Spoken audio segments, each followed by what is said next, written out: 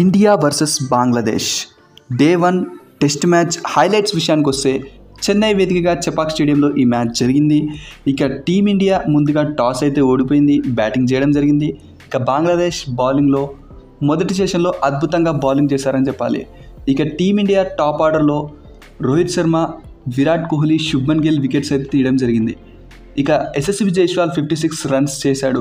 ఇక Rohit Sharma 6 రన్స్కి out అవ్వాడు, Virat Kohli 6 రన్స్కి out అవ్వాడు. ఇక శుభ్మన్ గిల్ 0 డక్అవుట్గా అయితే వెనుదిరిగాడు. ఇక ఆ తర్వాత క్రీజ్లోకి వచ్చిన రిషబ్ పంత్ చాలా రోజుల తర్వాత టెస్ట్ క్రికెట్ ఆడుతూ ఒక చెప్పుకోదగ్గ నాక్ అయితే ఆడాడని చెప్పాలి. ఇక 39 రన్స్ అయితే చేశాడు రిషబ్ పంత్. ఇక ఆ తర్వాత క్రీజ్లోకి వచ్చిన కేఎల్ రాహుల్ 16 రన్స్. ఇక మరోవైపు ఇప్పుడు అసలు సిసలైన బ్యాటింగ్ అని చెప్పాలి. ఇక యశస్వి జైస్వాల్ అవుట్ అవ్వగానే రవిచంద్రన్ అశ్విన్, రవీంద్ర జడేజా టీమిండియాని అయితే చెప్పుకోదగ్గ కాదు భారీ స్కోర్ దిశగా అయితే తీసుకువెళ్లారని చెప్పాలి. ఇక ఈరోజు డే ముగిసే సమయానికి వీరిద్దరు నాట్అవుట్గా నిలిచి రవీంద్ర జడేజా 86, ఇక అలాగే రవిచంద్రన్ అశ్విన్ 102 సెంచరీని అయితే నమోదు చేశాడు. ఇక 339 రన్స్కి 6 వికెట్స్ని కోల్పోయింది టీమిండియా డే 1 ముగిసే సమయానికి.